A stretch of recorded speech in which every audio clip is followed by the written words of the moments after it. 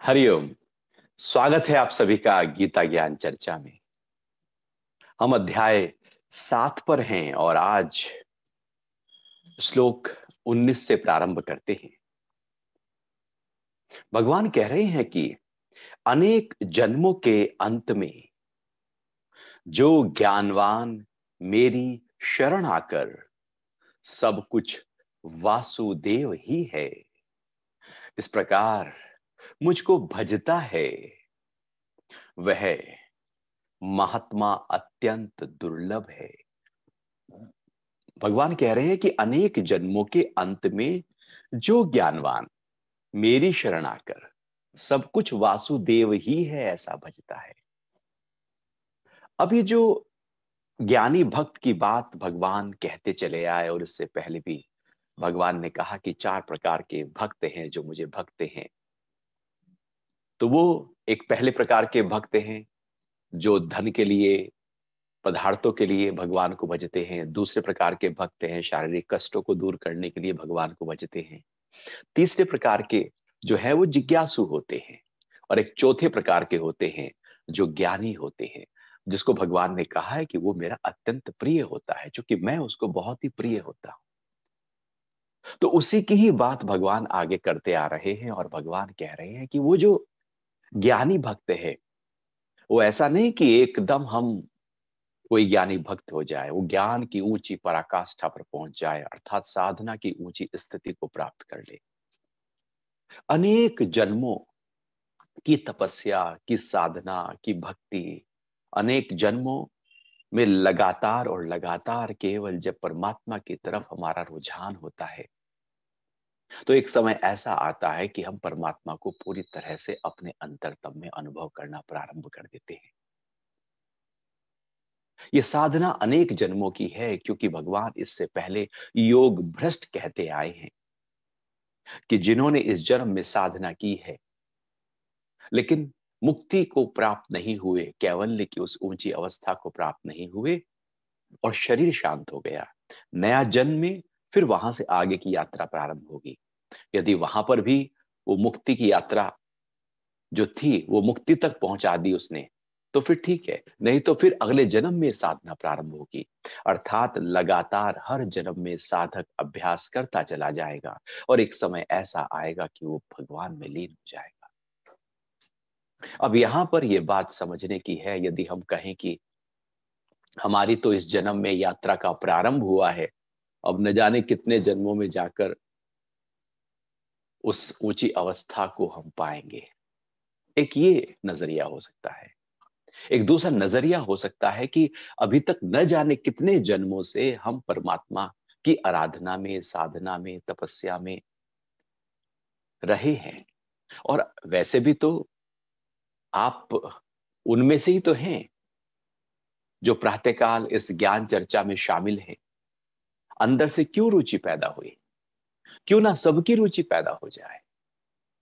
जिनकी रुचि पैदा हो रही है ज्ञान की तरफ, समझना चाहिए कि उनकी साधना केवल इस जन्म की नहीं है, वो तो न जाने कितने जन्मों की साधना है। अब वो चित्त में पड़ी हुई साधना उभर कर आ गई है परमात्मा की तरफ। गीता के ज्ञान को समझने के प्रति उनका जो लगाव है वो बढ़ गया है। वो यूं ही नहीं बढ़ जाता। लोग तो माया को, काम क्रोध के पीछे ही पड़े रहते हैं, वासना, कामनी, कंचन और कीर्ति में ही जीवन को पूरी तरह से बिता देते हैं। इस और उनकी तरफ ध्यान ही नहीं आता, क्योंकि उनकी यात्रा भी प्रारंभ नहीं हुई। लेकिन यदि हम इस ओर बढ़ रहे हैं, तो समझो कि हमारी यात्रा न जाने कितने जन्मों से चली आ रही है। बस अब थोड़ा सा ध्यान देने की जरूरत है। इस जन्म को जब तक हमने ये ना पक्का किया कि मेरा आखिर है, मेरा अंतिम जन्म है, बस अब मुक्ति ही है, तो जब ये भाव हमारे अंदर प्रबल हो जाता है कि ये जन्म आखिर है, न जाने कितने जन्मों की साधना इकट्ठा हो चुकी है, और अब हम इस जन्म में पूरे समर्पण भाव के साथ उस प्रभु की आराधना कर रहे हैं, तो ये जन्म आखिरी हो जाता है, और यही स्थिति ज्ञानी की हो जाती है। ये एक हमारा भाव है, एक आपका संकल्प है। अष्टावक्र गीता में बोलता है कि यदि मुक्ति का भाव पूरी तरह से प्रबल हो जाए तो व्यक्ति मुक्त होने लगता है।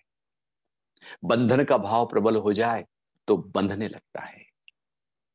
आपका मुक्ति का भाव प्रबल है, इसलिए ज्ञान चर्चा को पूरी एकदम एकाग्रता, श्रद्धा और विश्वास के साथ सुन रहे। तो वही मुक्ति का भाव जितना ज्यादा लंबा होता चला जाता है, गहरा होता चला जाता है, निरंतर होता चला जाता है, उतना वो भाव और उसका रंग जो है वो गाढ़ा होता चला जाता है। तो वो जो गाढ़ा रंग है वो गुरु के माध्यम से हो जाता है, समर्पण के माध्यम से हो जाता है, जिसको कबीर कहते हैं कि जो चुनरिया है जब रंगरेज के पास गई तो उसने फिर पूरी तरह से गाढ़ी कर दी एकदम। तो असलियत में हमारा जो चित्त है वो एक चुनरी की तरह है। काम क्रोध लोभ मोह उसको चुनरिया को पूरी तरह से ऐसे गंदा कर देते हैं। लेकिन कबीर कहते हैं कि चुनरिया जो की त्यों धर दीनी, भीनी रे भीनी। अर्थात जैसा मिला है ये शरीर, इंद्रिया, मन, बुद्धि, चित्त, उसमें कुछ मिलाया नहीं, साफ था, साफ ही रख दिया। ये तब होता है जब हम पूरी तरह से भक्ति की प्रक्रिया में आ जाते हैं। फिर ज्ञान के माध्यम से जो कर्मों में जाते हैं तो कर्म हमको बांधता नहीं है, क्योंकि ज्ञान की रोशनी, ज्ञान का प्रकाश हमारे साथ साथ चलता है। जब अज्ञान के साथ, अविद्या के साथ कर्म किए जाते हैं, जब काम क्रोध लोभ मोह के साथ कर्म किए जाते हैं तो वो कर्म बांधते हैं। लेकिन ज्ञानवान जब स्थिति पैदा होती है तो कर्म बांधते नहीं है, अर्थात वो जन्म अंतिम का जन्म होता है। अब चित्त में कुछ और नहीं, कोई कोई वासना नहीं, कोई इच्छा नहीं, सब साफ हो गया। क्योंकि इतनी ऊंची अवस्था को हमने पाया है कि क्या इच्छा करनी, क्या वासना में जाना। तो भगवान कह रहे हैं कि जब वो ज्ञानवान, वो अंतिम जन्म जब प्रकट होता है और ज्ञान, आत्मा का ज्ञान उसके अंदर प्रकट हो जाता है, जो ऐसा साधक है जिसके अंतर पूरी तरह से उस परमात्मा का अनुभव लगातार होता रहता है, वो फिर उसके अंदर जो भाव प्रकट होता है, वो भाव प्रकट होता है सब कुछ वासुदेव ही है, सब कुछ वासुदेव ही है। ये भाव है उस ऊंची अवस्था का। यहां पर एक लक्षण प्रकट कर रहे हैं कि कैसी अनुभूति ज्ञानी को होती है, ज्ञानवान को होती है, जब वो ऊंची अवस्था में आ जाता है। उसके अंदर जब वो देखता है तो यही भाव कि सब कुछ वासुदेव ही है। हर कण कण में, हर पदार्थ में, हर जगह, हर स्त्री, हर पुरुष, हर नदी, हर पहाड़, आकाश हो या कोई जानवर हो, सब में केवल और केवल जब वासुदेव ही अनुभव होने लगे। वो नामदेव ऋषि रहे, उनके विषय में आता है ना कि वो पूरी तरह से एकदम इसी ऊंची अवस्था में थे, वो ज्ञान की ही अवस्था में थे, सब कुछ वासुदेव ही है, यही भाव उनके अंदर चल रहा था। तो एक बार वो अपनी कुटिया में बैठे हुए रोटी अपने लिए पका रहे थे, तो वो रोटी रखी पास में, अ, बनाने के बाद में इतनी देर में कुत्ता आया कमरे के अंदर, उसमें कुटिया में घुसा और कुत्ते ने मुंह से रोटी पकड़ी और भाग गया। अब ये जो नामदेव जी महाराज हैं, इन्होंने देखा कुत्ता तो रोटी लेके भागा है। तो ये अब नामदेव जी क्या करते हैं कि नामदेव जी रोज रोटी जो है वो घी चुपड़ के खाते थे, नमक और घी लगाकर, और चुपड़ के खा लेते थे। एक अनूठी अनूठा स्वाद होता है चुपड़ी हुई रोटी का। जब भाव प्रबल हो तो घी से चुपड़ी हुई रोटी भी शरीर का पौष्टिकता से भरपूर कर देती है। और जब हमारा भाव ही ना हो, अच्छा मन ही ना हो, अच्छा शरीर के लिए हमने पूरी तरह से दिनचर्या को व्यवस्थित ना किया हो, तो बहुत कुछ व्यंजन भी हमारे लिए बेकार हो जाते हैं। तो नामदेव जी घी चुपड़ी रोटी खाते थे। अब उन्होंने देखा कुत्ता रोटी लेके भागा है, तो वो अपना घी का कटोरा जो है कुत्ते के पीछे पीछे लिए जा रहे, वो भागे जा रहे हैं, कुत्ता आगे भागा जा रहा है। कुत्ता आगे है, नामदेव जी पीछे हैं और कह रहे हैं कि हे साईं, मैं कभी भी रोटियों को बिना घी के नहीं खाता, और तुम तो सूखी कैसे खाओगे। मैं तो घी तुम्हारे पीछे लेकर आया हूं, मैं चाहता हूं कि तुम थोड़ा रुको, रोटी नीचे रखो, मैं थोड़ा घी चिपड़ दूं, तो जैसे मैं खाता हूं ऐसे ही तुम खाना। क्योंकि तेरा और मेरा कोई दो अलग अलग रूप नहीं है। तुझे बस बाहर का जो आकार है वो कुत्ते का है, वो श्वान का है, और मेरा जो बाहर का है वो मनुष्य का है। अंदर जो तेरे है वो मेरे है। वासुदेव ही है सब जगह। सब जगह वही परमात्मा समा गया है। दो अलग अलग नहीं है। दिख रहे हैं अलग, है नहीं अलग। लेकिन मैं तो केवल जो एक है, जो मेरे अंदर है, वही तेरे अंदर देख रहा हूं। तो जैसे मैं खाता हूं, मैं चाहता हूं तू भी वैसे ही खा। ये है, सब कुछ वासुदेव ही है। फिर जो हम सुनते हैं, तो हर शब्द वही कृष्ण की जैसे बांसुरी बज रही हो। हर शब्द जैसे उस अनंत से आ रहा हो, वासुदेव ही है। हर गंध जैसे उसी का ही अनुभव करा रही हो। हर स्पर्श जैसे वासुदेव का ही। वासुदेव मतलब जिसका कण कण में वास है। ऐसा देव जिसका कण कण में वास है, वही वासुदेव है। तो इंद्रियों के माध्यम से जब हम कोई भी बाहर विषय में जाएं, तो वहां उसी वासुदेव को अनुभव करें। मन में कोई ख्याल हो तो वो ख्याल भी केवल वासुदेव का हो। बुद्धि और अहंकार में भी केवल वासुदेव ही वासुदेव समा गए। हर श्वास आते और जाते श्वास में केवल वही और वही केवल परमात्मा की मधुर ध्वनि अनुभव हो रही हो, वो नाद अनुभव हो रहा हो। जब अपने ही हृदय की धड़कन में उसी वासुदेव का गूंज हो रहा हो, अर्थात ऐसा कुछ भी ना रहा हो कि जब वासुदेव के अतिरिक्त कुछ हो। तो जिधर देखता हूं उधर तू ही तू है। तो ये भाव जब आ जाए तो समझो कि ये बहुत एक ऊंची अवस्था अब प्रकट हो गई है। भगवान कह रहे हैं कि जो इस प्रकार मुझको भजता है, वह महात्मा अत्यंत दुर्लभ है। अब महात्मा कहा है ऐसे व्यक्ति को। महात्मा हम किसी के आगे भी लगा देते हैं। महात्मा मतलब महान आत्मा। ऐसी आत्मा जो केवल परमात्मा के साथ जुड़ी हुई है, जो कहीं विषय वासनाओं के साथ, मन और इच्छाओं के साथ बाहर की तरफ, विकारों की तरफ ओतप्रोत नहीं हो रही, बल्कि केवल परमात्मा की तरफ जो टिक गई है, जुड़ गई है, एकाग्र हो गई है, ठहर गई है, युक्त हो गई है। क्योंकि पहले भी युक्त आत्मा कहा, अब महात्मा कहा। जिसकी आत्मा युक्त है परमात्मा से, और सब जगह वासुदेव ही है, केवल यही भाव प्रबल होता है। ऐसा कोई समय नहीं, ऐसा कोई स्थान नहीं, ऐसा कोई व्यक्ति नहीं जहां पर उसका अनुभव ना हो रहा हो। भगवान कह रहे हैं कि ऐसा जन्म जो है वो अत्यंत दुर्लभ है। ये समय बड़ा दुर्लभ है। ये सबके नसीब की बात नहीं, क्योंकि सब तो उलझे हैं, जिसको भगवान आगे बता रहे हैं। ये बड़ा दुर्लभ है, और कोई विरला होता है जो इस ऊंची अवस्था में पहुंच सके।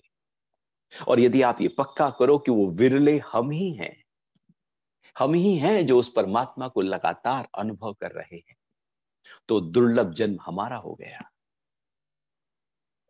इस तरह से ये 19वें श्लोक में भगवान ने बहुत ही खूबसूरती के साथ जो चौथे प्रकार का ज्ञानी भक्त था, उसकी व्याख्या की कि उसका जन्म जो अनेक जन्मों के बाद जब वो ज्ञान में पूरी तरह से अवतरित होता है और प्रभु की शरण में आकर वासुदेव ही है, ये भाव उसके अंदर प्रबल हो जाता है, और लगातार ऐसे ही भजता रहता है। भजने की प्रक्रिया का मतलब है कि मन में जब एक ही धुन चलती रहे, परमात्मा का ख्याल चलता रहे, चिंतन और मनन चलता रहे, परमात्मा का निधिध्यासन होता रहे, उसी को भजन कहते हैं।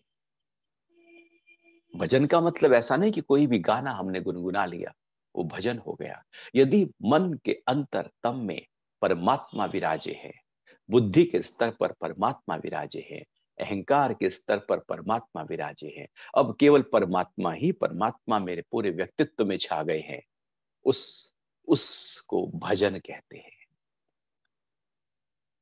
तो भगवान कह रहे हैं ऐसा महात्मा जो है वो अत्यंत दुर्लभ है।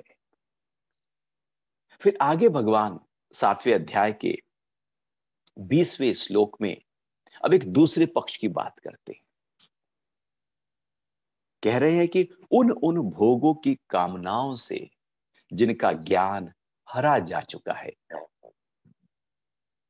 वे अपने स्वभाव से प्रेरित होकर उस नियम का पालन करते हुए अन्य देवताओं को पूजते हैं। उन उन भोगों की कामनाओं से जिनका ज्ञान हरा जा चुका है।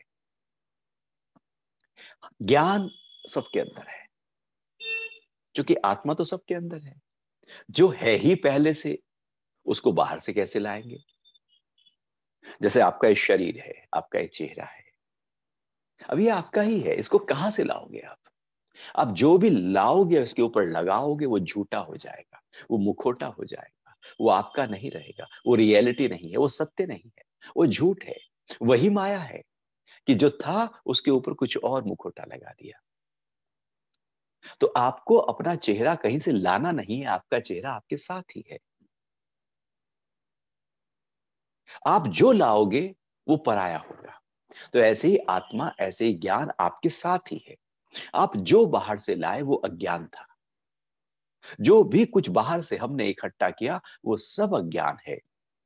ज्ञान तो पहले से ही अंतर है ही है। जो ज्ञान पहले से ही अंदर है, उसी ज्ञान को अनुभव करने की बात भगवान ने कही। लेकिन जो अंदर है, यदि हमारा ध्यान उस ओर है ही नहीं और हमारी रुचि जो है वो कहीं बाहर भोगों की तरफ चली गई, अब वो चली गई परिवार की तरफ, तो व्यक्ति परिवार में ही उलझा रहता है, परिवार की ही समस्याओं को सुलझाने में लगा रहता है। अब ये समस्या, वो समस्या, कभी बच्चों की समस्या, कभी पति की समस्या, कभी पत्नी की समस्या, कभी माता पिता की समस्या, कभी भाई की समस्या, कभी बहन की समस्या, कभी और रिश्तेदारों की समस्या। व्यक्ति उसी में ही बस उलझा रहता है। कुछ लोग हैं जो केवल व्यापार में उलझे रहते हैं, उन्हें परिवार से लेना देना नहीं होता, परिवार को नेग्लेक्ट कर देते हैं, केवल व्यापार को पक्का करते हैं। फिर एक समय ऐसा आता है कि परिवार पर ध्यान देना पड़ता है, व्यापार पर ध्यान हट जाता है, क्योंकि जिसको छोड़ा था वही पकड़ लेगा। तो कुछ लोग व्यापार को पकड़ लेते हैं, तन को छोड़ देते हैं। फिर तन ऐसा पकड़ता है बीमार होकर कि व्यापार को छोड़ना पड़ता है। यहां ऐसे ही चलता रहता है। जब हमारा मन बाहर कहीं उलझ जाए, अटक जाए और कहे कि बस ये इच्छा है, ये पूरी हो जाए, बस मैं ये चाहता हूं मेरे मरने तक ये पूरा हो जाए, मैं इस काम को करके जाऊं तो सुकून से मरूं, अर्थात ध्यान तो बाहर है, किसी ना किसी भोग पर है, किसी वासना, किसी इच्छा पर है, कुछ चाहिए बाहर से हमको। जब कुछ बाहर से चाहिए तो जो अंदर था वो तो भूल गया। वो तो कैसे आप घर बनाओ बहुत आलीशान और आप बाहर लोगों घूमने, सुबह से लेकर रात तक, घर आए सो गए, वो जो घर था वो तो बेकार हो गया। वो झोपड़ी होती तो भी चलता, आप तो घर में हो ही नहीं। तो ज्ञान तो मेरे भीतर बह रहा है और हम कहीं बाहर भाग रहे हैं। हम सुबह उठने से शुरू हो जाते हैं कहीं ना कहीं किसी ना किसी विचार में बाहर की तरफ भागने के लिए। अब देखना कभी अपने आप को कि कैसे मन भागता है। तो ये भागने की प्रक्रिया, मन जब बाहर की तरफ भाग रहा है तो समझो कि भोग है, मन जब अंदर की तरफ भाग रहा है तो समझो कि योग है। जब ऊर्जा बहे बाहर तो भोग, ऊर्जा बहे अंदर तो योग। हम बाहर बह रहे हैं कि बाहर मेरी पद बढ़ जाए, मेरी कीर्ति ख्याति हो जाए, लोग मुझे जाने समझे, मुझे प्रतिष्ठित माने, मेरी वैल्यू करे, मैं धनी हूं, मैं कुछ समाज में अपनी प्रतिष्ठा को कायम करूं। अर्थात वृत्ति तो केवल बाहर बह रही है, वो योग नहीं, वो तो भोग है। फिर अपना जो स्वरूप है वो कहीं खो गया है। तो भगवान कह रहे हैं कि उन उन भोगों की कामनाओं से जिनका ज्ञान हरा जा चुका है, अर्थात उन उन, कभी घर में, कभी परिवार में, कभी व्यापार में, कभी धन में, कभी पद में, कभी प्रतिष्ठा में, कभी कामनी में, कहीं कीर्ति में, किसी ना किसी कामना में हम जीवन भर रहते हैं। बच्चा जब पढ़ रहा होता है तो कहता है नंबर अच्छे आ जाएं, नंबर अच्छे आ जाते हैं तो कहता है कॉलेज अच्छा मिल जाए, कॉलेज अच्छा मिल जाता है तो नौकरी अच्छी मिल जाए, अब नौकरी अच्छी मिल जाती है तो और अच्छी मिल जाए, और अच्छी मिल जाती है तो छोकरी मिल जाए, छोकरी मिल जाती है तो घर मिल जाए, घर मिल जाता है तो अब अपना थोड़ा और बड़ा घर हो जाए, फिर बड़ा घर हो जाता है तो बच्चे हो जाए, बच्चे हो जाते हैं तो बच्चों का एडमिशन हो जाए, एडमिशन हो जाता है तो उनकी परवरिश अच्छी हो जाए, फिर वही सिलसिला शुरू कर देते हैं। हम तो उलझे ही हैं, कोई ना कोई उलझन माया में खड़ी है। एक सुलझाओ दो खड़ी है, दो सुलझाओ चार खड़ी है, सुलझाते जाओ उलझती जाएंगी। पतंग की डोर सुलझाते जाओ उलझती जाएगी, सुलझाते जाओ उलझती जाएगी, और उलझती ही जाएगी। ये भोग है ही ऐसे, ये माया है ही ऐसी, ये उलझाएगी ही उलझाएगी। कहां सुकून से बैठने देती है हमको। बाहर का कुछ नहीं तो घर का याद आ जाएगा, घर का नहीं तो तन का याद आ जाएगा, सब ठीक है नहीं तो पास्ट याद आ जाएगा कि पहले कितने हम गरीब थे, कैसे थे, हम उसमें जाकर रोने लगेंगे। और सब अभी अच्छा है, पास्ट भी अच्छा है, तो हम एकदम कहीं फ्यूचर में चले जाएंगे, कहीं ये गलत ना हो जाए, ये ना हो जाए, वो ना हो जाए। हम तो भाग रहे हैं बाहर, हम कहाँ टिकते हैं अंदर की तरफ। ये जो भोग है ये भगाते हैं, और भगाते हैं तो हमारा ज्ञान हट जाता है, हमारा ज्ञान जैसे चोरी हो जाए। ज्ञान है जब सारी शक्ति इकट्ठा होकर अंतर्मुखी हो जाए तो हम ज्ञान की तरफ बढ़ते हैं, और जब सारी वही शक्ति बाहर की तरफ बढ़ जाए तो ज्ञान कहीं हरा जा चुका होता है लेकिन दिखता नहीं। वे अपने स्वभाव से प्रेरित होकर देवताओं को पूजते हैं। अब उनका स्वभाव है, किसी का स्वभाव है मुझे धन कमाना है, वो धन में ही लगा रहता है, बाकी सब छोड़ देगा वो। परिवार से कोई लेना देना नहीं, पत्नी से कोई लेना देना नहीं, बच्चों से कोई बात नहीं, वो केवल धन। सुबह से उठते ही उसकी जो चक्र है वो धन के प्रति खड़ा हो जाए। बहुत लोग ऐसे होते हैं, वो केवल उनका धन बड़ा है, और धन को प्राप्त करने के लिए वो देवताओं का पूजन करने लगते हैं, वो देवताओं की उपासना करने लगते हैं, वो लक्ष्मी की उपासना करेंगे, वो चाहेंगे कि धन किसी भी तरीके से बढ़ जाए। अब किसी को बल चाहिए, शक्ति चाहिए, तो वो केवल बल और शक्ति में ही लगा रहेगा, वो शरीर को ही मजबूत करने लगेगा, बुद्धि उनकी कमजोर पड़ जाएगी।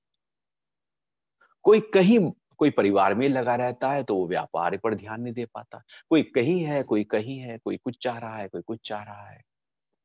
तो भगवान ने जो पहले कहा था आरती और अर्थार्थी, अर्थात जो धन और जो सांसारिक पदार्थ है उनको पाने वाले जो भक्त हैं, और दूसरे जो कष्टों को दूर करने वाले, तो ये दो प्रकार के जो व्यक्ति हैं ये हमेशा देवताओं का पूजन करने में लगे रहते हैं। जहां जरा सी धन की हानि हुई नहीं कि वो बस अब उस धन को प्राप्त करने के लिए क्या अनुष्ठान हो सकता है, क्या पूजा हो सकती है, लक्ष्मी का और कनक अनुष्ठान कैसे हो सकता है, वो उसमें लगे रहेंगे, वो केवल उसी में लगे रहेंगे। और वो इस तरह से एक देवता की मूर्ति की स्थापना करेंगे और देवता को भजना शुरू कर देंगे।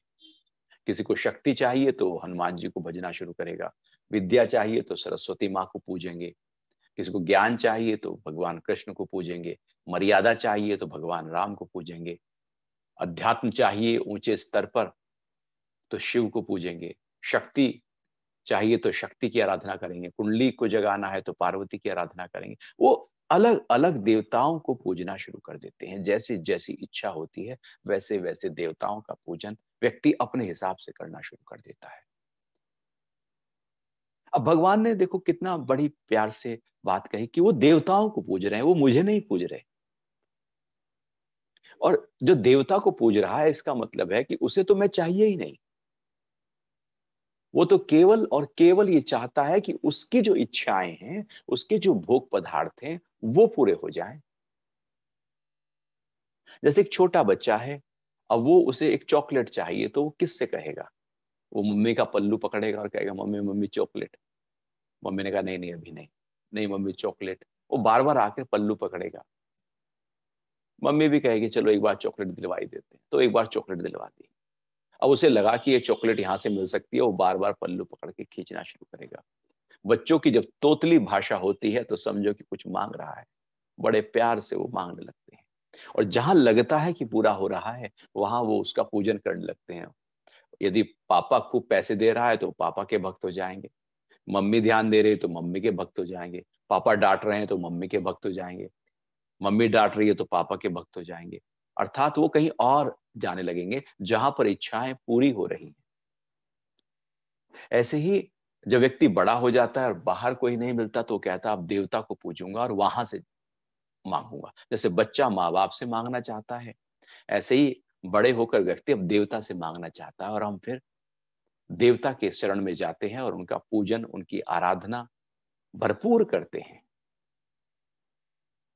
क्यों करते हैं? क्योंकि हमें भोग चाहिए। तो उन उन भोगों के लिए उन उन देवताओं को पूजा जाता है। तो जैसे ही हमारे भोग होते हैं वैसे ही हम देवता को पकड़ते हैं। नहीं, ये वाला भोग, ये वाली इच्छा ना, आपको ये वाला पाठ करना होगा, इसके लिए तो ये है, इसके लिए ये देवता है। अलग अलग देवता अलॉटेड हो जाते हैं और व्यक्ति जो है वो उन देवताओं को पूजने लगता है। और यदि इच्छा कुछ और हो तो वो मंदिर बदल लेगा, देवता बदल लेगा, वो अपने हिसाब से। बहुत अच्छा है। लेकिन भगवान जो कह रहे हैं कि मुझ वासुदेव को प्राप्त नहीं होगा, वो देवता का पूजन करने में लगा रहेगा। और भगवान फिर आगे और इसको गहराई से समझाना चाह रहे हैं, क्योंकि भगवान ने पहले कह दिया था जो ज्ञानी भक्त है वो तो अत्यंत दुर्लभ है, और बाकी जो जो केवल शारीरिक सुख और शारीरिक कष्टों को दूर करने के लिए, पदार्थों को चाहने के लिए, और जिज्ञासा भी जिसके अंदर अभी थोड़ी थोड़ी उठी ही है, वो तीन प्रकार के भक्त तो देवताओं में ही लगे रहते हैं। 21वें श्लोक में 7वें अध्याय के भगवान कह रहे हैं कि जो जो भक्त श्रद्धा पूर्वक जिस जिस देवता के को पूजना चाहता है, उस भक्त की श्रद्धा को मैं उस देवता में स्थिर कर देता हूं। अब भगवान यहां पर एक और ऊंची बात कर रहे हैं। भगवान कह रहे हैं ये सारी प्रक्रिया में पूरी तरह सपोर्ट में आ जाता हूं कि कोई व्यक्ति यदि अपने धन के लिए देवता को पूजना चाहता है तो मैं उसकी श्रद्धा को, जो भक्त की श्रद्धा है उस देव प्रति, उसको और मजबूती देता हूं, उसको सिंचन करता हूं, उसका लालन पालन करता हूं और स्थिरता और गहराई प्रदान कर देता हूं। क्योंकि देवता से उसने पूजा की, देवता से उसने कुछ मांगा, तो देवता और पलट कर उसको वो फल मिल गया, तो श्रद्धा तो मजबूत हो गई ना। तो श्रद्धा का मजबूत होना बहुत जरूरी है। श्रद्धा कहीं हो लेकिन होनी चाहिए। और भगवान भी श्रद्धा को इसलिए मजबूत कर देते हैं देवताओं की तरफ कि न जाने कब इसकी श्रद्धा देवता से उठकर मुझ परमात्मा की तरफ प्रकट हो जाए। श्रद्धा ही पैदा होना बड़ा कठिन होता है। हम कहीं श्रद्धा यदि टिका दे तो श्रद्धा का शिफ्ट होना आसान है। हाँ, श्रद्धा ही ना हो तो फिर तो उसको शिफ्ट कैसे किया जा सकता है? यदि देवता में किसी की अटूट श्रद्धा है तो भगवान देख रहे हैं कि न जाने कब ये श्रद्धा इसकी और बलवती होकर ऊपर की तरफ आ जाए, ऊर्ध्व गति को प्राप्त हो जाए और वो मुझ परमात्मा में आ जाए। इसलिए परमात्मा उस श्रद्धा को और बल देते हैं, मजबूती देते हैं। चलो इस और बढ़ तो रहा है, चलो एलकेजी यूकेजी में ही है लेकिन बढ़ तो रहा है, न जाने कब वो पीएचडी तक पहुंच जाए। चलो इस और मुझे पाने के लिए ये देवता भी कोई अलग से थोड़ी है, मेरी ही तो शक्तियां हैं। देवता और कुछ नहीं, ब्रह्मांड में फैली हुई वो शक्तियां जो बहुत ही पॉजिटिव हैं, वो ऊर्जा चक्र जो लगातार पूरे ब्रह्मांड में हैं, और वो बहुत ही शुद्ध जो ऊर्जा चक्र बह रहे हैं, एनर्जीज बह रही हैं। जब हम देवताओं का पूजन करते हैं तो हमारे अंदर एक शुद्धता का भाव प्रकट होता है, पवित्रता का भाव प्रकट होता है। आप कभी मंदिर जाकर जैसे ही नतमस्तक होते हैं, आपके अंदर एक दिव्यता का भाव प्रकट हो जाता है, जैसे आप प्योर हो। पापी से पापी व्यक्ति भी जब मंदिर में जाकर माथा टेकता है तो उसके अंदर सारे पाप कहीं धुल जाते हैं। उस समय उसके अंदर जो अनुभूति होती है वो बहुत ही अनूठी अनुभूति होती है। वो जो अनुभूति है, वो जो अंदर की स्थिति है, वो जो पल है, उस पल में जो व्यक्ति का पूरा व्यक्तित्व है, इस व्यक्तित्व के प्रति बहुत सारी पॉजिटिव एनर्जीज अट्रैक्ट होती हैं। और वो एनर्जीज, वो देवता जब अट्रैक्ट होते हैं तो जब आप जो चाह रहे होते हैं वो एनर्जीज उस कार्य को पूरा करने में लग जाती। तो भगवान कह रहे हैं कि जैसे ही व्यक्ति ने कोई श्रद्धा का भाव प्रकट किया किसी देवता पर, तो मेरा काम है उस श्रद्धा को और ताकत देना और सिंचन करना। और परमात्मा अपना काम करते रहते हैं, लेकिन हम ही ऐसे हैं उस श्रद्धा को और ज्यादा मजबूती दे नहीं पाते, जबकि श्रद्धा को बल देना है। एक है विश्वास, एक है श्रद्धा। विश्वास बुद्धि से होता है, श्रद्धा हृदय से होती है। विश्वास श्रद्धा का बहुत ही ऊपर का स्तर है। श्रद्धा टिक गई तो टिक गई, हृदय खुल गया तो खुल गया। विश्वास में आज इस पे विश्वास है तो कल उस पे विश्वास है, हम विश्वास बदलते रहते हैं। गुरु के प्रति विश्वास नहीं, श्रद्धा चाहिए। परमात्मा के प्रति विश्वास नहीं, श्रद्धा चाहिए। क्योंकि विश्वास तो हम बुद्धि से करेंगे, मतलब पहले कहीं अविश्वास था इसलिए अब विश्वास कर रहे हैं, और जहां आज विश्वास है कल को अविश्वास भी हो जाएगा। लोग इसलिए गुरु बदल लेते हैं, लोग इसलिए देव बदल लेते हैं। आज इस गुरु पे विश्वास था, कल उस पे हो जाएगा। लेकिन श्रद्धा यदि टिक गई तो फिर टिक गई तो टिक गई। श्रद्धा में बदलाव नहीं होता, विश्वास बदलते रहते हैं। तो प्रभु को पाना हो, ज्ञान को पाना हो, तो भगवान ने ये नहीं कहा कि विश्वास के माध्यम से तू मुझे पा सकता है।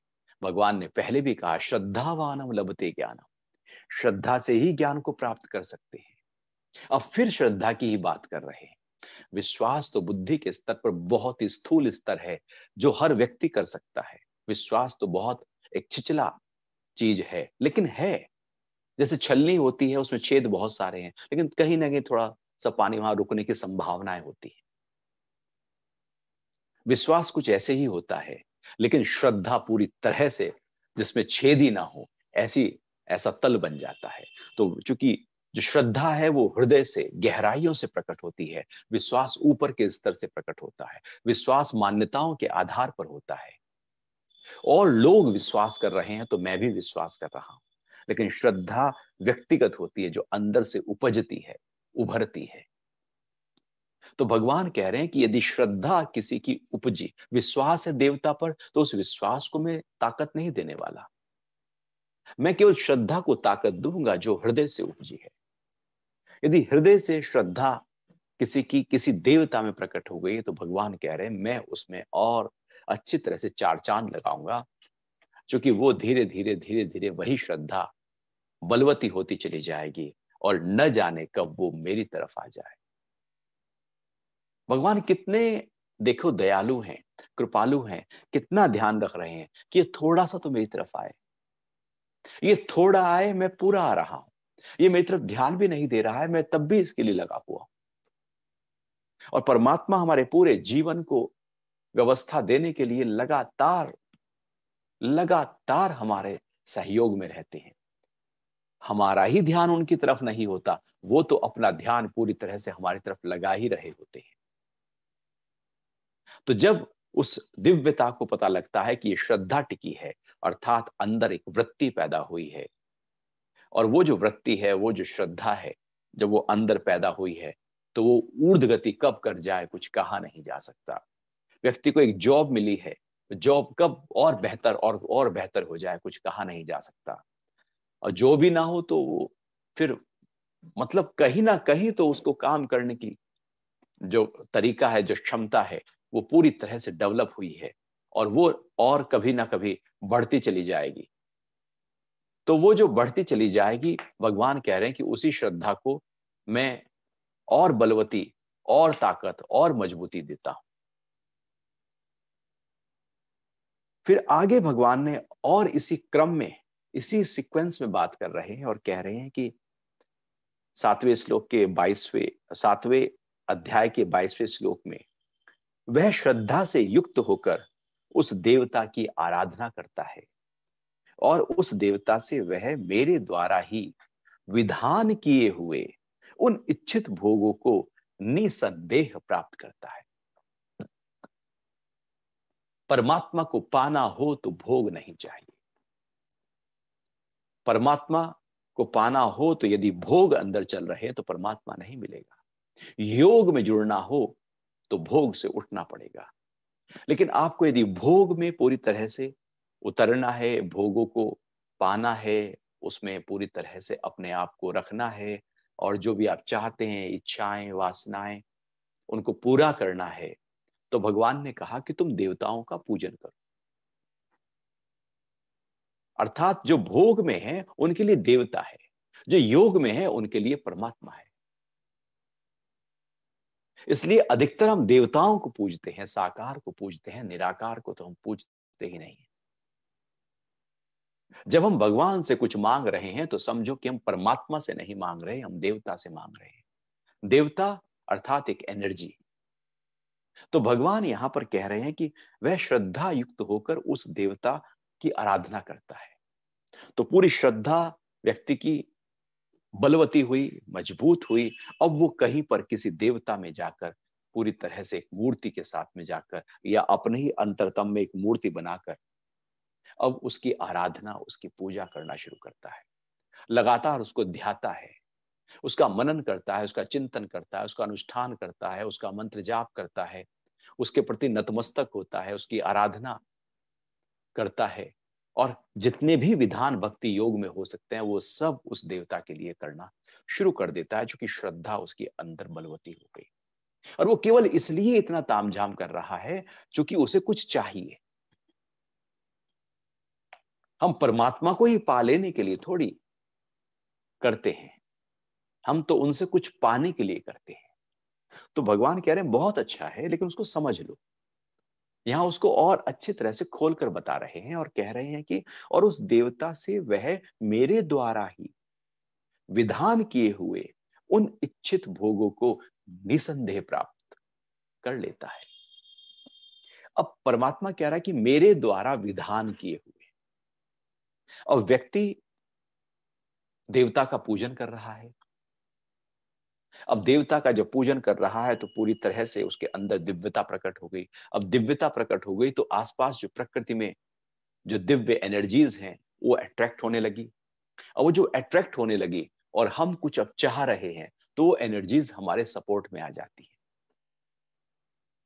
इसलिए वो कहते हैं ना कि शिद्दत से चाहो तो पूरी कायनात हमारे सहयोग में आ जाती है। अर्थात पूरी एकदम जब लगातार एक ऊंचे भाव के साथ हम किसी देवता का पूजन करते हैं तो आसपास में कायनात मतलब प्रकृति मतलब बहती हुई ऊर्जाएं, वो ऊर्जाएं हमारे फेवर में आ जाती हैं और जो हम चाहते हैं वो उनको पूरा करने में लग जाती हैं, वो सपोर्ट करने लगती हैं। इसलिए कई बार हमें लगता है अरे पता नहीं कैसे मेरा काम हो गया, मैं तो सोचा ही नहीं था कि इतना आराम से मेरा काम हो जाएगा।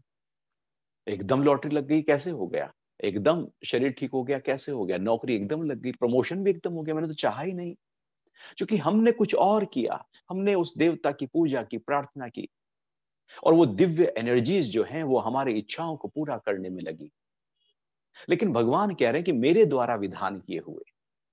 अब ऐसा नहीं कि व्यक्ति कहे कि मैं तो अब राष्ट्रपति बनना चाहता हूं अमेरिका का, वो नहीं चलेगा। और आप बैठ के रोज सुबह से लेकर रात तक और जीवन भर यही तपस्या करते जाओ कि मैं राष्ट्रपति बनना चाहता हूं, ऐसे नहीं होगा। भगवान कह रहे हैं विधान किया हुआ, उसकी एक व्यवस्था को समझना होगा, एक प्रारब्ध को समझना होगा, एक कर्मों के फल को समझना होगा। विधान का मतलब है कि जो आपने कर्म किए हैं, कर्म का फल आपको मिलेगा। वो देवता की पूजा के माध्यम से चित्त में पड़े हुए जो संस्कार थे वो उभर सकते हैं। वो जो अच्छे कर्म थे आपके, उन कर्मों का फल अब प्रकट हो सकता है।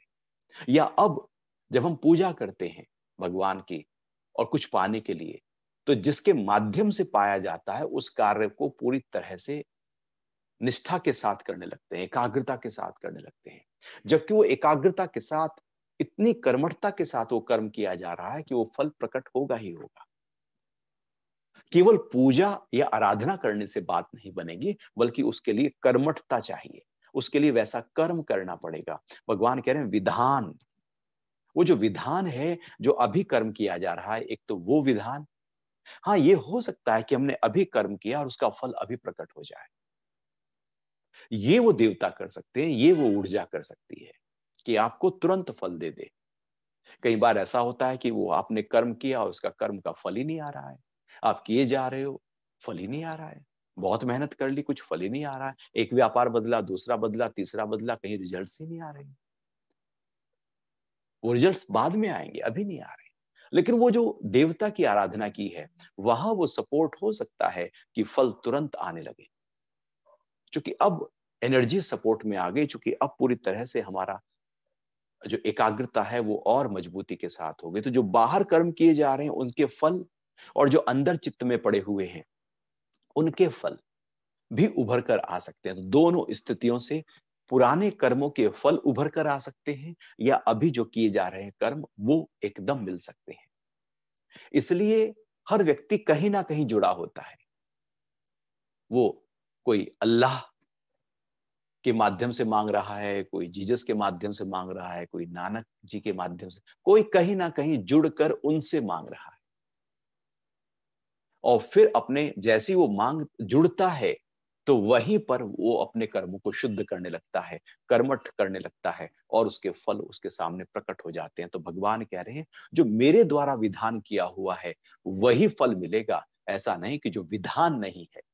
इसलिए भगवान ने ये नहीं कहा कि वो देवताओं की आराधना करेगा और जो वो चाहेगा उसको देवता पूरा कर देंगे, निसंदेह पूरा कर देंगे। नहीं, भगवान ने एक छोटी सी बात बहुत ही वैज्ञानिक तरीके से उसमें बीच में रखी कि विधान जो मेरे द्वारा किया गया है, यदि मेरे द्वारा विधान किया गया है और उसी रूप में उसकी डिमांड है, आराधना है, पूजा है, और उसी रूप में उसके कर्म है, उसी रूप में उसकी दिनचर्या है, सब कुछ उसी रूप में बह रहा है, तो वो निसंदेह उन भोगों को प्राप्त कर लेगा। क्योंकि यदि आप चाहते हैं कि नौकरी मिले, नौकरी मिले, और रोज आप मंदिर जाएं, नौकरी मिले, नौकरी मिले, और कहीं आपने अप्लाई ना किया हो, अब आप कहीं इंटरव्यू देने जा ही ना रहे हो, और आप चाह रहे हो नौकरी मिले, नौकरी मिले, आप पूछते जाएं, सालों साल पूछते जाएंगे, तो यहां पर नौकरी नहीं मिलेगी। क्योंकि भगवान ने कहा विधान मेरे द्वारा, अर्थात उसके अनुरूप जो चाह रहे हो कर्म भी करना पड़ेगा। तो उसके अनुरूप जब कर्म करेंगे तो वो भगवान का विधान हो जाएगा, फिर उसका फल प्रकट हो जाएगा। क्योंकि आपने वो दिव्यता अपने अंदर रखी और देवताओं की पूजा की, आराधना की, अर्थात अपने आसपास एक पॉजिटिव एनर्जी का जो दायरा है, जो चक्र है, वो आपने क्रिएट कर लिया। इसलिए आप कभी भी देखना जो बहुत ज्यादा एकदम धार्मिक व्यक्ति होते हैं, लगातार भगवान की पूजा में रहते हैं, उनके चेहरे पर एक दिव्यता प्रकट होने लगती है, उनका ऑरा कुछ और हो जाता है। क्योंकि आसपास जो एनर्जीज उनके चल रही हैं बहुत पॉजिटिव होती हैं, उनके बोली में, उनके कर्मों में एक दिव्यता आने लगती है, क्योंकि वो देवताओं का पूजन कर रहे हैं।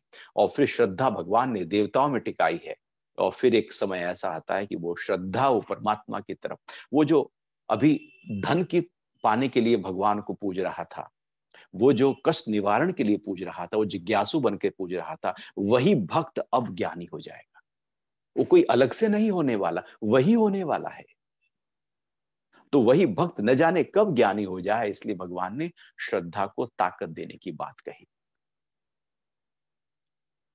तो ये श्लोक 22वां था जिसमें भगवान ने कहा कि वह श्रद्धा से युक्त होकर उस देवता की आराधना करता है, और उस देवता से वह मेरे द्वारा ही विधान किए हुए उन इच्छित भोगों को निसंदेह प्राप्त करता है।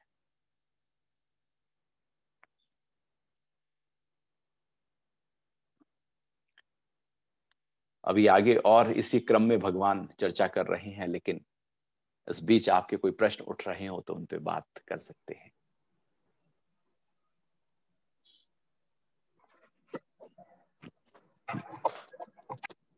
नमस्कार सुरक्षित जी। हरिओम। हमारे सभी दर्शकों का स्वागत है।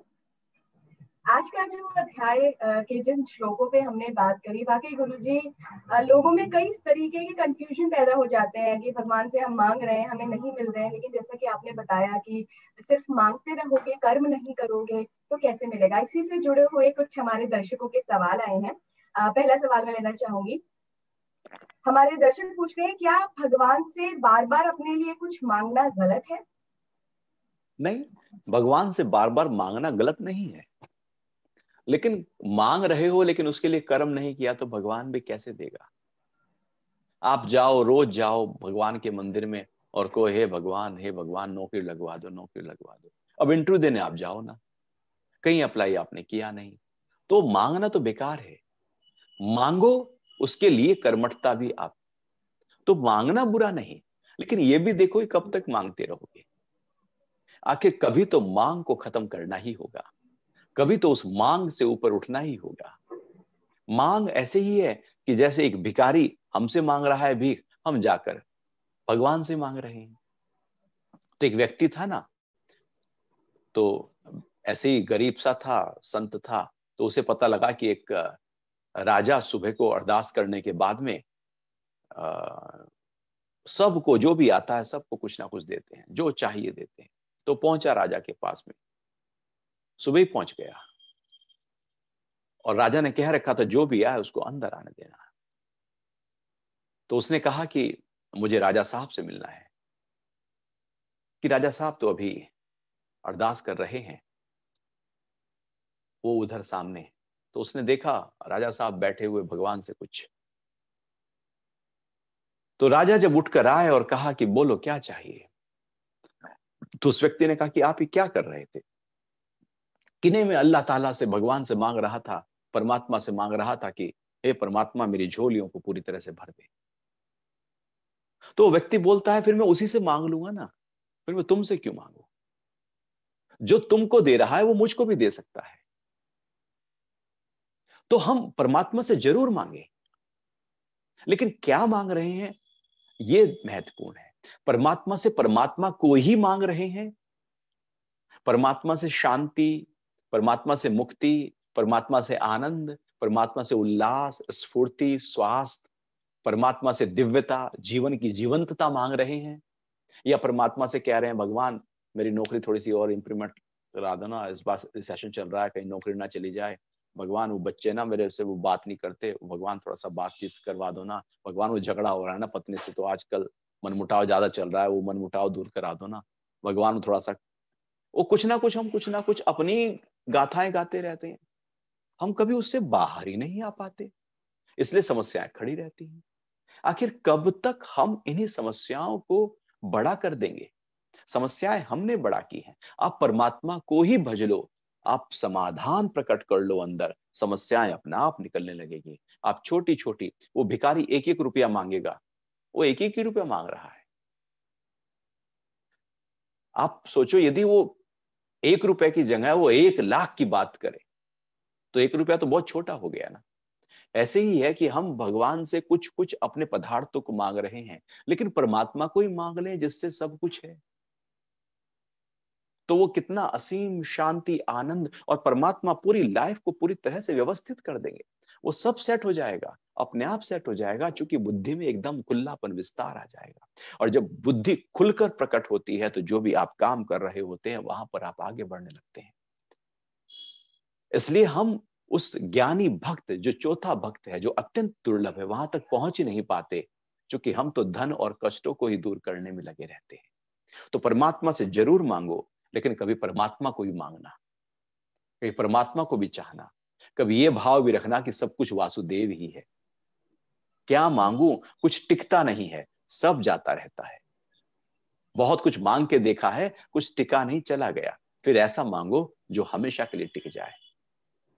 पिंकी जी सवाल कर रहे हैं सुरक्षित जी, कि अगर कोई प्रॉब्लम में फंसा हो तो क्या हम उस व्यक्ति के लिए भगवान से प्रार्थना कर सकते हैं? हाँ जरूर कर सकते हैं। कोई प्रॉब्लम में हो तो उस व्यक्ति के लिए प्रार्थना जरूर करनी चाहिए। सर्वे भवन्तु सुखिनः सर्वे सन्तु निरामया, हमारे यहाँ ये पर क्या ये उद्घोष है। मदद करेगा? बिल्कुल मदद करेगा। किसी के लिए प्रार्थना करना उसके लिए मदद करता है, क्योंकि वो उस तरह की पॉजिटिव एनर्जीज आपने क्रिएट की हैं, और आपने एक भाव प्रबल किया है कि उसके लिए आप, हे परमात्मा उसके जो कष्ट हैं उसको दूर करें।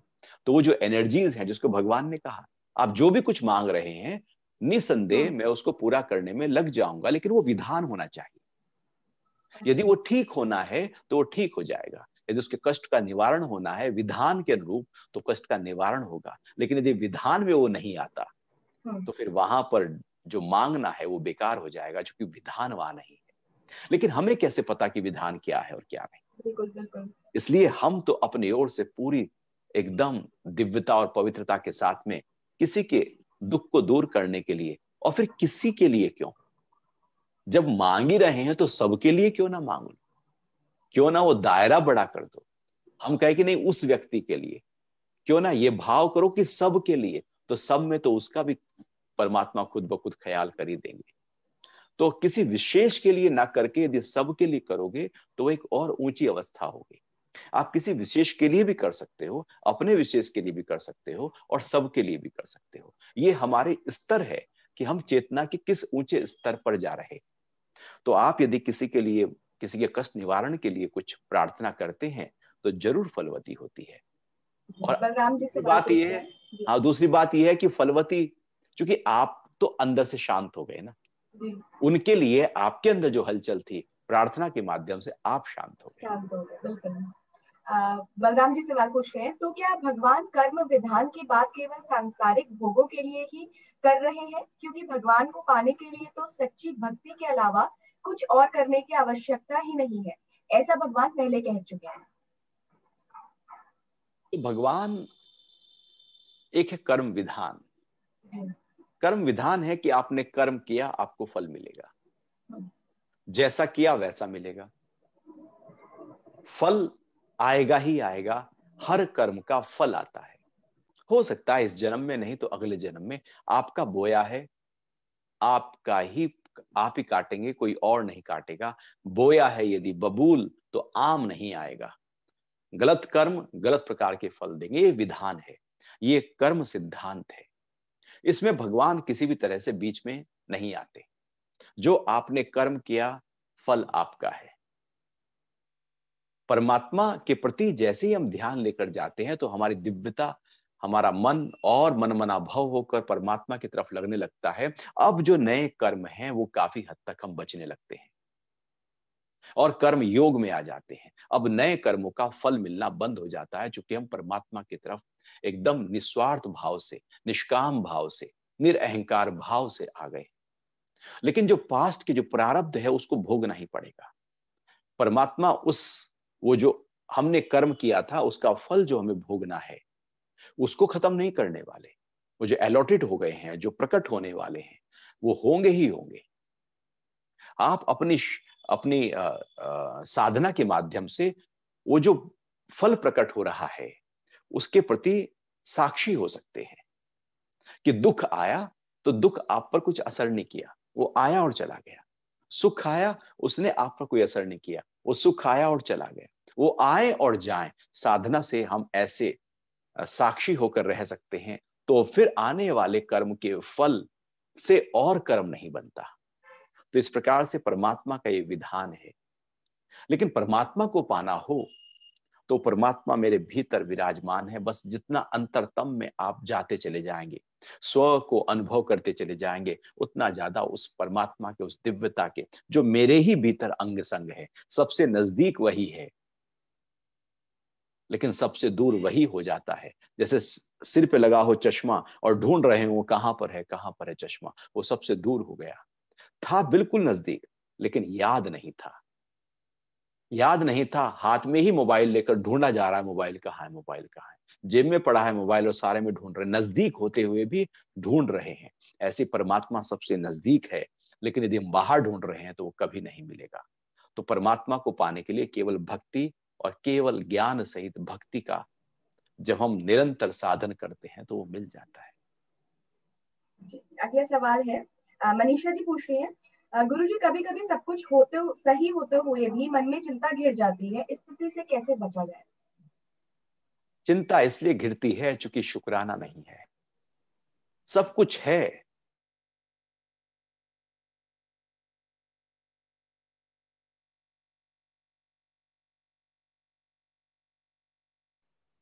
जब आपका ध्यान भविष्य में जाएगा और आप सोचेंगे अभी घर है, पद है, संबंध है, स्वास्थ्य है, जीवन है, ये चले ना जाए, नौकरी है चली ना जाए, बस चिंता आ गई। क्योंकि आपने शुक्राना तो किया ही नहीं जो था उसका, आपने तो और पाने की चाह अपने अंदर बढ़ा ली। यदि चिंता घेरती है तो समझ लेना जीवन में कुछ कमी है। क्या कमी है? एक तो मुस्कुराना नहीं है, मुस्कुराने को बढ़ाओ। एक गुनगुनाना नहीं है, कुछ भजन गुनगुनाओ। एक शुक्राना नहीं है, शुक्राना करो। एक स्वीकारना नहीं है, एक्सेप्ट करो। इन चार चीजों को लेकर जब जीवन में आगे बढ़ते हैं तो चिंताएं, दुख, डर नहीं घेरता और हम जीवन को उत्साह, उमंग और प्रसन्नता के साथ जीने लगते हैं। यदि मुस्कुराहट है तो तनाव कैसा? या तो मुस्कुराहट रहेगी या तनाव रहेगी। कभी मुस्कुराकर आप नेगेटिव थॉट, कभी मुस्कुराते हुए आप दुख का ख्याल लेकर तो आए। वो आएगा चला जाएगा, ठहरेगा नहीं, टिक नहीं सकता। जैसे सूरज के सामने अंधेरा टिक नहीं सकता, इसलिए मुस्कुराएं, चिंता आ नहीं सकती। इसलिए गुनगुनाएं। गुनगुनाने की प्रक्रिया एक ऐसी प्रक्रिया है, मन में चल रहे बहुत लगातार थॉट परेड को तोड़ देती है। जैसे कोई आप गाना गुनगुना लें तो एकदम विचार टूट जाता है। कोई हनुमान चालीसा गुनगुनाए, कोई मंत्र गुनगुनाए, वो थॉट परेड टूट जाएगी। और फिर स्वीकार, शुक्राना करे परमात्मा का। हे परमात्मा, सब कुछ दिया है, ये शरीर दिया है, ये जीवन दिया है, सुबह दी है, ये श्वासें दी हैं, ये श्वास दिया है, ये घर दिया है, ये धन दिया है, ये छोटा है, बड़ा है, धन ज्यादा है, कम है, दिया तो है ना। उनसे तो अच्छे हैं जिनके हाथ नहीं, पैर नहीं, उनसे अच्छे हैं जो बिस्तर पर। दुनिया में कितना गम है, मेरा गम कितना कम है। जब दुनिया का गम ही नहीं देख पाते तो हमें अपना ही गम बड़ा दिखाई देने लगता है। शुक्राना करो कि परमात्मा तेने चलने फिरने लायक तो बनाया है। तेने 2 किडनी दी हैं, किसी के पास तो एक ही है। मेरा लीवर सही प्रकार से काम कर रहा है, किसी का तो कर ही नहीं रहा है। मैं उठ बैठता हूं, कोई तो बिस्तर पर ही लेटा हुआ है। हम कहां शुक्राना करते हैं, इसलिए चिंताएं घेर लेती हैं। धन्यवाद करो, आबाद हो जाओगे। आखिरी सवाल, एक आखिरी सवाल सुरक्षित जी लेना चाहूंगी मैं। अति पूछ रहे हैं, क्या साधना से बुरी नियति को रोका जा सकता है? साधना से बुरी नियति को रोका जा सकता है। बुरी नियति, जो प्रारब्ध आना है वो आकर रहेगा, वो अटल होता है, वो आएगा ही आएगा। अब जो आएगा, जिसको आना है वो आएगा। अब कोई मेहमान आपके घर में आ रहा है, वो आएगा। अब आप उसकी तैयारी कर सकते हैं कि जब वो आएगा तो मैं उसको अच्छी तरह से खातिरदारी करूंगा, वो चला जाएगा। तो आप जो भी है, इसलिए भगवान दूसरे ही अध्याय में कहकर आए हैं कि सुख या दुख, लाभ या हानि, जय या पराजय, मान या अपमान, दोनों में सम कैसे रहें। वो समता की यदि ट्रेनिंग आपके कर ली, वो साधना अंदर से प्रकट हो गई, वो साधना प्रकट हो गई, तो बुरी नियति यदि आएगी, दुख आएगा तो आपको हिलाएगा नहीं। आपने तैयारी कर ली, छाता ले लिया, बारिश कितनी भी हो आप आराम से निकल जाएंगे। आपने अपनी तैयारी कर ली। आपने तैयारी कर ली घर में रहने की, तो बाहर ठंडी हो या गर्मी हो, आप तो अंदर सेफ है। तो आप उस नियति को नहीं रोक सकते और रोकने की जरूरत भी नहीं है, क्योंकि वो कर्मों का फल हमारा है। नियति को रोकना हो तो कर्मों को, आज के कर्मों को ठीक करना शुरू कर दीजिए, आने वाली नियति फिर गड़बड़ नहीं होगी। लेकिन जो कर्म किया है, ऐसा थोड़ी है कि हम उससे बच जाएंगे। हाँ, वो आकर जल्दी से निकल सकती है, वो बहुत फास्ट फॉरवर्ड हो सकती है, वो तेजी से जा सकती है।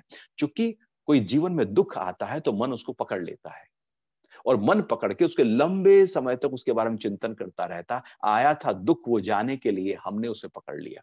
आया था कुरियर बॉय, कुरियर देकर जाने के लिए, हमने कहा आओ चाय पियो। हमने चाय पीने बैठा दिया, चलो खाना भी खा के जाओ, उसे खाना भी खिला दिया, चलो रात को यहीं सो जाना, उसे यहीं सुला दिया। वो आया था जाने के लिए बाहर से बाहर, आपने कहा नहीं आओ। तो ऐसे ही दुख आया था जले जाने के लिए, आपने कहा वेलकम। हमने सोचना शुरू किया, उसका चिंतन मनन, दिन भर चर्चा, उसी की दुख, और दुख को बड़ा कर दिया।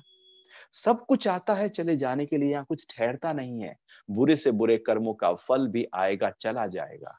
आप अपनी साधना को मजबूती दें, कर्मों का फल आप पर असर नहीं डालेगा, और नए कर्म फिर होंगे नहीं, क्योंकि आप साधना में आ गए। पुराने धीरे से आप भोग कर खत्म कर देंगे, तो आप पूरी तरह से अपने चित्त को एकदम निष्कपट कर लेंगे। हरिओम। बहुत बहुत धन्यवाद सुरक्षित जी, इतनी बेहतरीन आज चर्चा रही है। हमारे काफी सारे सवाल छूट गए हैं पर हम उन्हें अगले सेशन में लेने की कोशिश करेंगे, यानी कि शुक्रवार को हम फिर से आपसे लाइव आपके साथ जुड़ेंगे इस लाइव चर्चा में सुरक्षित गोस्वामी जी के साथ सुबह 8 बजे शुक्रवार को। तो तब तक के लिए आप अपना ख्याल रखिए। Stay safe, stay healthy. नमस्कार। हरिओम, जय श्री कृष्णा।